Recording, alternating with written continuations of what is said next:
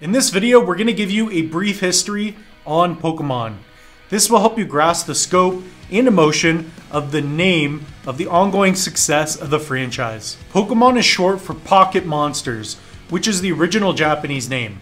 It started growing as early as 1980 in a gaming magazine in Japan. Game Freak started by Satoshi Tajiri and Ken Sugimori. Tajiri was the writer while Sugimori was the illustrator. They realized that the arcade scene at the time wasn't hot anymore, so they decided to develop games themselves. These games were published by Nintendo and games for the infamous Game Boy. Game Freak had no idea at the time, but soon Pokemon would become the second largest gaming franchise, second to Mario. On February 26, 1996, Pokemon had its debut in the form of games on the Game Boy in Japan. Pocket Monsters Red and Green was a very basic Japanese role-playing game.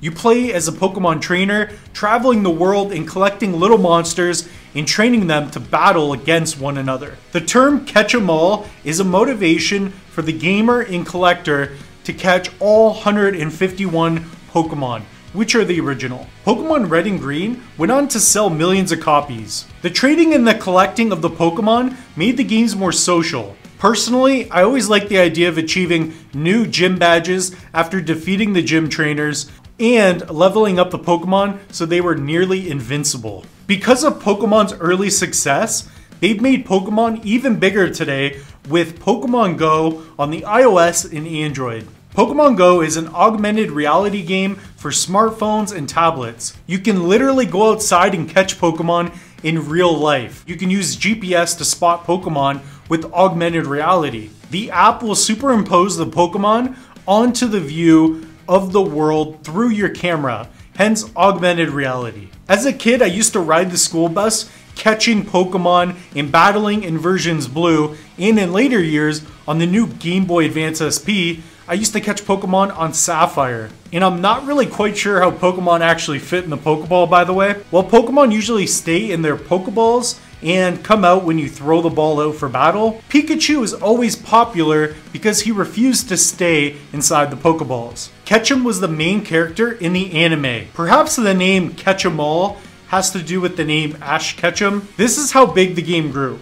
There were even Pokemon theme parks or Poke Parks in Japan and Taiwan. There are themed cafes called Pokemon Cafes across the world and dedicated Pokemon stores that sell exclusive merchandise. You may know someone who has at least heard of Pokemon and could easily identify some of the characters. I believe that Pokemon will be around for a while. So this brings us to the trading cards. Now that you see the popularity of where Pokemon started, how did the cards become so popular? The Pokemon trading card game, Pokemon Card Game, abbreviated to PTCG or Pokemon TCG, is a collectible card game based on Nintendo's Pokemon franchise, which we previously discussed. In the US, it was initially published by Wizards of the Coast. Nintendo eventually transferred the rights to the Pokemon Company, which has published the game since June 2003. This is how fast the trading cards grew.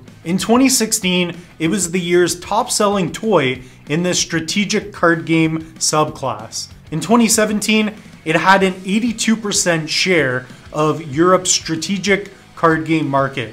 And as of 2020, the game has sold over 30.4 billion cards worldwide.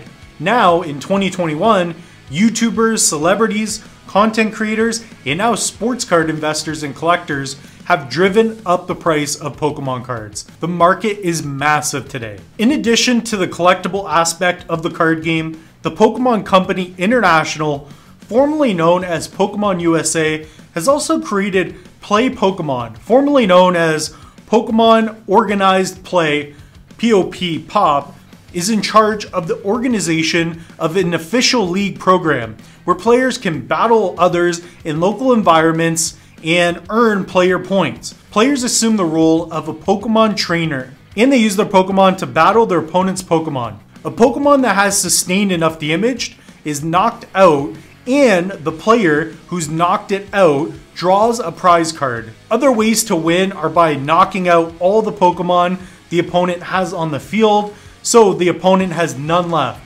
Or at the beginning of the opponent's turn, there are no cards left to draw in the opponent's deck. We are not going to go over all the rules of the game as there are new cards today and it has evolved throughout the years.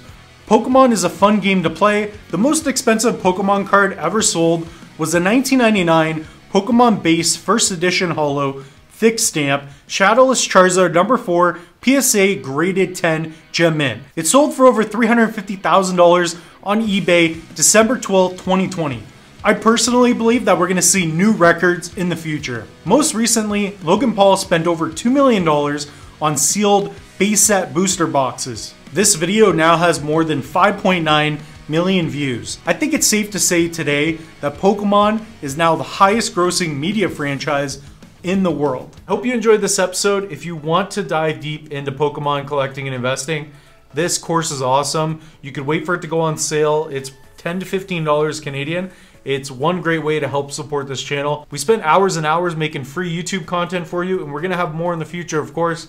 It's probably the best way you can help support us. Don't forget, you can like, comment, and subscribe in this YouTube video, and also join our Facebook group. There we have tons of collectors and investors who love talking Pokemon, NHL, sports cards, anything trading cards or sports related or Pokemon really. Again, we will see you in the next episode.